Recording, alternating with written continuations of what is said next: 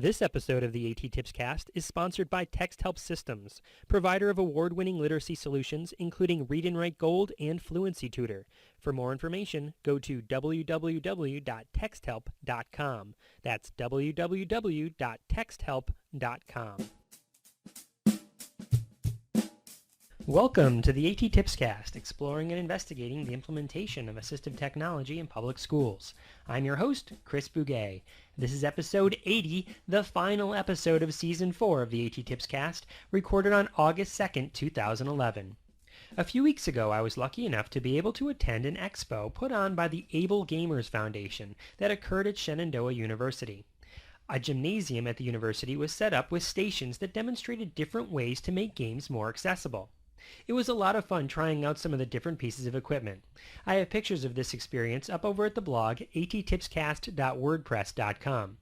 As it turns out, one of the founding members of the foundation, Mark Barlet, is actually my neighbor who literally lives a few houses away in our neighborhood. That meant we just had to get together to talk about A.T.TIP 208, the Ablegamers Foundation.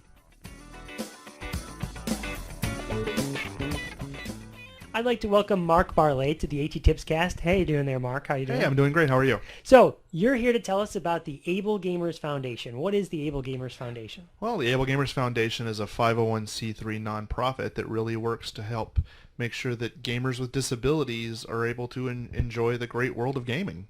Cool. Now, so you're the founder of the foundation? I am the founder and president. I'm a co-founder. My best friend from middle school into high school is the other co-founder. In 2002, she was diagnosed with multiple sclerosis, and her disability was she was losing the ability to game because of the nature of her disability. And we decided, hey, let's go try to find some technology that could help you. And we weren't really finding anything.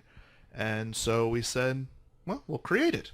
And so we're coming up, I think, on our 7th birthday. So. Oh my gosh, congratulations. Thanks. So now, is the foundation just video games, or is it all sorts of games? Board games, all that kind of stuff? Well, we do have a couple of people who are passionate about board games. We call them table games in the lingo.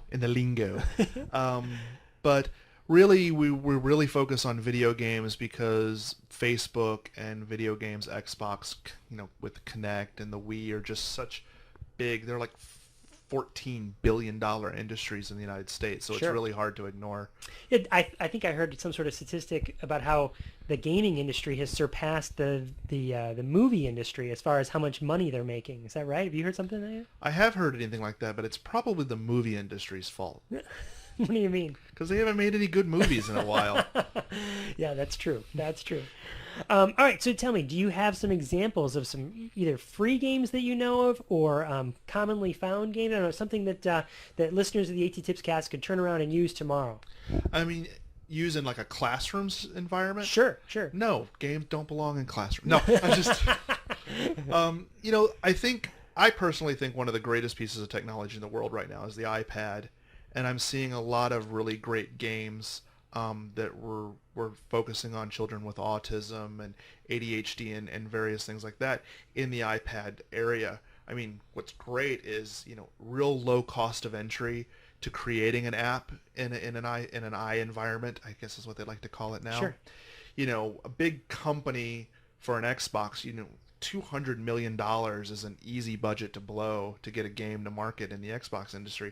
But I know developers who have made games for $5,000 wow. on the iPad. And what's great there is they don't have to sell it for a lot of money or sell a lot of them to break even. Sure. So I'm seeing a lot of great things. So I always tell a lot of educators that, because your administration's never going to let you bring a Wii into the classroom because parents don't think that gaming can be educational.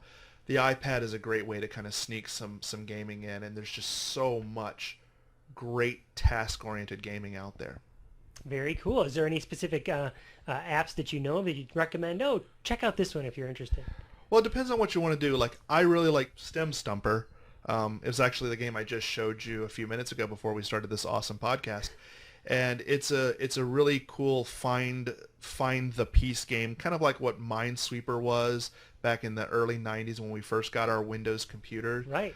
But I think the interesting thing is it has a sound component to it as well that allows people that are blind to actually be able to completely enjoy the game. Very cool. I'll make sure I have a link to that in the show notes or the blog. That would rock. Okay, so tell me, if people are interested in getting involved with the Able Gamers Foundation, how would they do that? Oh, that's easy. There's this thing called the internet, and I really think it's catching Wait, on. the in Internet. okay, Yeah. I'll look it up and Yeah, I'll put a link to that too. it's not a series of tubes, and it's not a big truck. www.ablegamers.org, ablegamers.org. My reading teacher would be very pleased right now. Is where you can find all the information you need about us. Okay, so if you wanted people to get involved, what could they do? They send donations, Oh, write you reviews? can send What? donations because we're a great 501c3 public charity, and we really do focus on, working with content producers to make games more accessible to people with disabilities. We also are very privileged this year to be able to give away our first AT grant. Oh, awesome. So we were able to make an 11-year-old girl's dreams come true. It was actually her birthday, and we were able to buy her a very nice piece of equipment called a Quasicon Access 2 is what she had requested, and it really just made her day. It allowed her to play with her brother.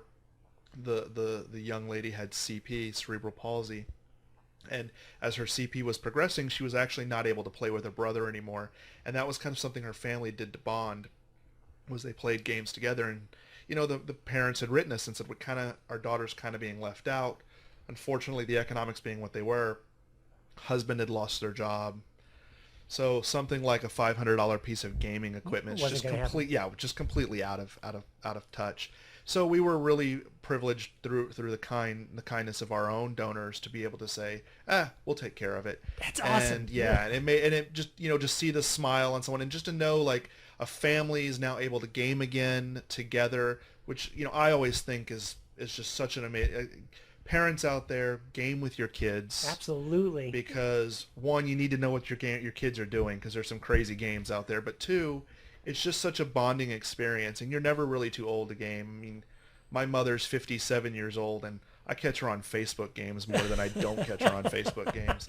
Apparently, she retired to play Facebook. That's great. That's great. All right, so what's the website one more time? www.ablegamers.org. All right, great. Thank you so much, Mark. Anything else you'd like to say people should know about? Gaming is fun. You should do it. I'd like to thank Mark Barlet for taking the time to do the interview and for spreading the word about the benefits of gaming. Like Mark, I believe that gaming is an educational methodology that is highly motivating and highly effective for a wide range of students. The goal of making gaming accessible is a noble one, and one that I'm happy to support. If you'd like to get involved with the Able Gamers Foundation, please check out their information over at ablegamers.org. Like I mentioned at the beginning of this episode, this is the last episode of the season. I'll be back in the fall, probably early October or so, with more A.T.TIPSCAST episodes. In the meantime, you can find me on email at A.T.TIPSCAST@gmail.com, on Twitter at A.T.TIPSCAST, and on Facebook with the A.T.TIPSCAST Facebook page and the Facebook page for the Practical and Fun Guide to Assistive Technology in Public Schools. Of course, I'll have links to everything over at the blog ATTIPSCAST.wordpress.com. So, until Season 5, may all your interventions be inclusive, and may all your strategies be supportive. Have a great rest of the summer, and have a great beginning to the school year. Gaming is fun. You should do it. Gaming is fun. You should do it. Gaming is fun. You should do it. Gaming is fun. You should do it. Gaming is fun. You should do it. Gaming is fun. You should do it. Gaming is fun. You should do it. Do it.